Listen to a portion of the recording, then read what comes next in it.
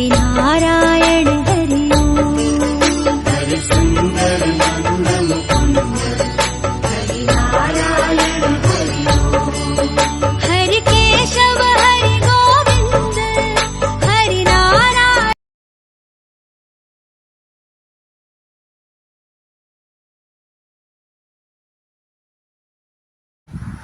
রাধে রাধে সকল বন্ধুদের প্রত্যেকের শুভেচ্ছা এবং আশীর্বাদ নিয়ে আমার দ্বিতীয় ব্লগ আমি শুরু করেছি দীঘা জগন্নাথ যাত্রা ধামের।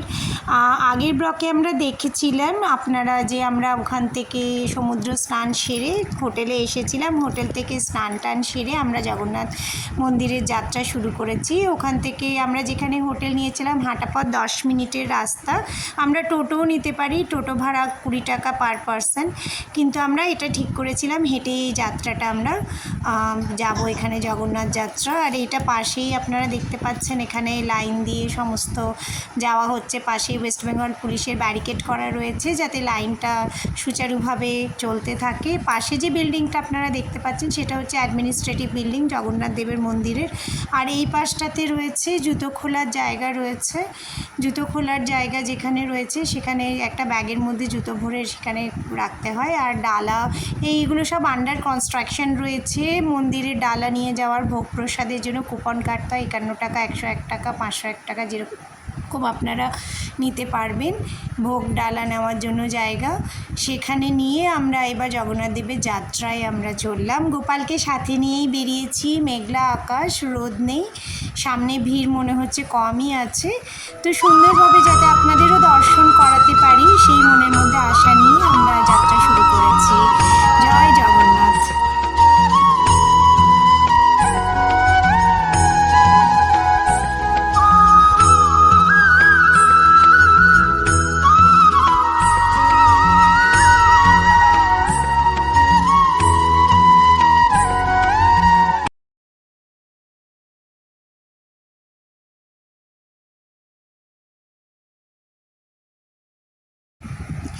এই যে আপনারা এখানে দেখতে পাচ্ছেন এখানে যজ্ঞ হয়েছিল, যজ্ঞ। আর এখানটাতে দূরে এই স্তম্ভ, দীপক স্তম্ভ, এখানে মনে হয় যেদিন স্থাপনার দিন যজ্ঞ করা হয়েছিল। এটা সামনের যে মুখ্য দ্বার, সেই মুখ্য যে গেটটা রয়েছে সেই মুখ্য দ্বার এটা। আর সামনে যে স্তম্ভ একটা রয়েছে ওটা কালো পাথরের একদম স্তম্ভ, এটা দেখতে পাচ্ছেন আপনারা, সেটা জগন্নাথের স্তম্ভ। এখানে সবাই জগন্নাথের স্তম্ভকে জড়িয়ে প্রণাম করেন সবাই, এবং এই স্তম্ভকে প্রণাম করেই আগে যেতে হয়। এইসব দীপক স্তম্ভগুলো রাত্রেবেলায় ভীষণ সুন্দর, এটা মানে আলোর সজ্জায় সজ্জিত হয়।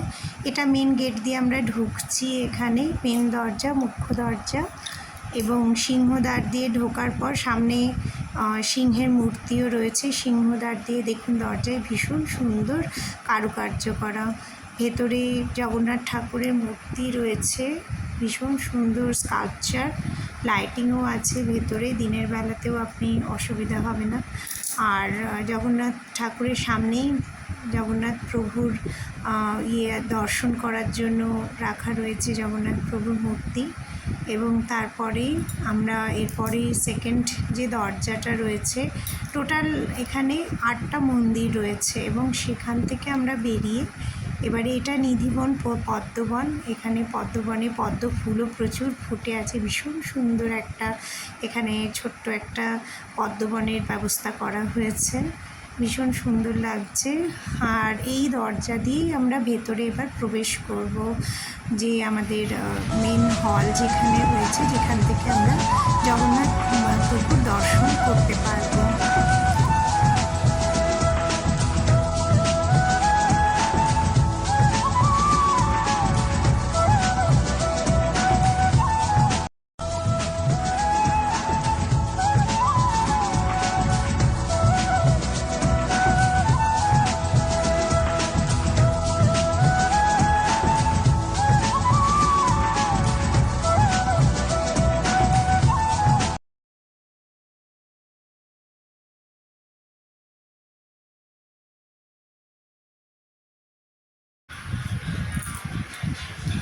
জয় জগন্নাথ। আমরা এখন জগন্নাথ ধামের যে গর্ভগৃহ তার যে সামনের একদম মুখ্য কক্ষ সেখানে আমরা আস্তে আস্তে প্রবেশ করছি। এখানে 8টা স্তম্ভ রয়েছে এবং ওই পাশেও 8টা স্তম্ভ। প্রচুর এখানে দর্শনার্থীদের ভিড় দেখতেই পাচ্ছেন জগন্নাথ প্রভু দর্শনের জন্য।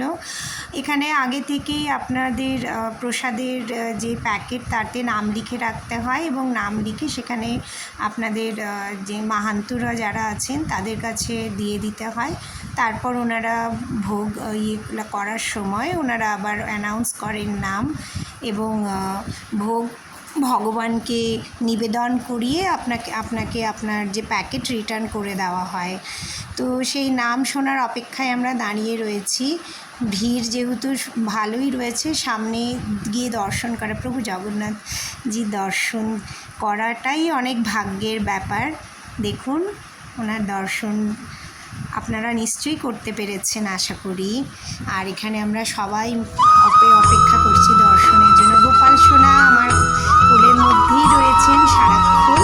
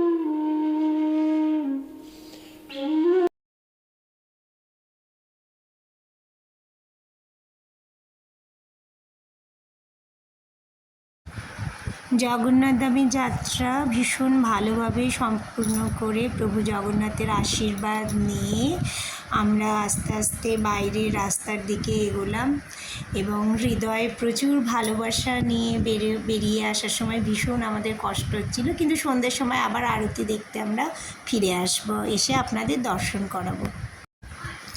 নমস্কার বন্ধুরা, আমরা সবাই এসে গেছি এখন সন্ধ্যা আরতি দেখার জন্য জগন্নাথ ধাম প্রভুজির কাছে। আবার আমরা এসেছি, ভীষণ ভিড়, সকালবেলার চেয়েও আরও প্রচণ্ড ভিড় এখানে।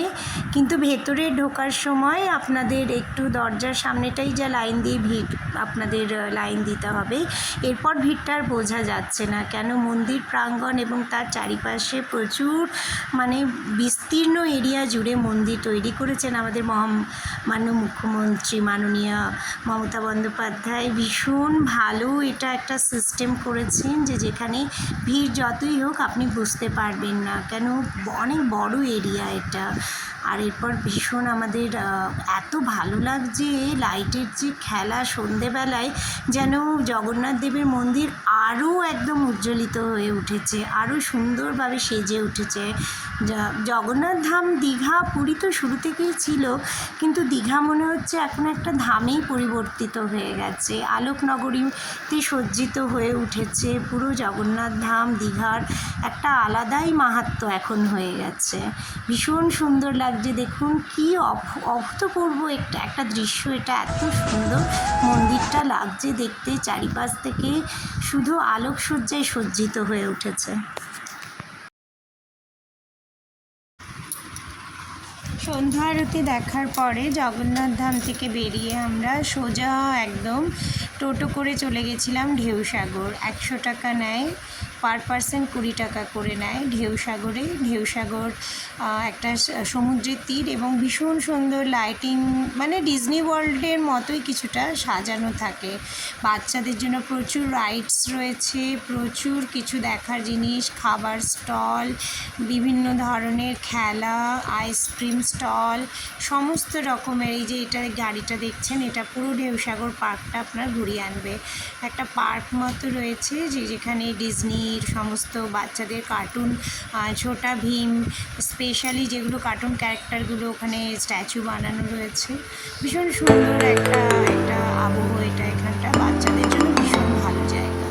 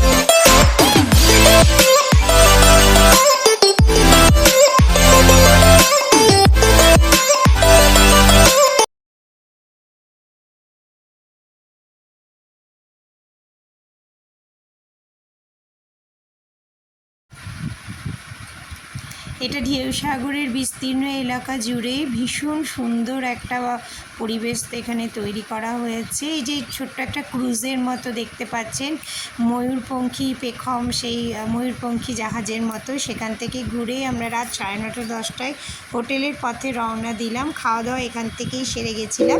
কাল সকালে আমরা উদয়পুর, তাজপুর আর লাল কাঁকড়া দ্বীপ যাব।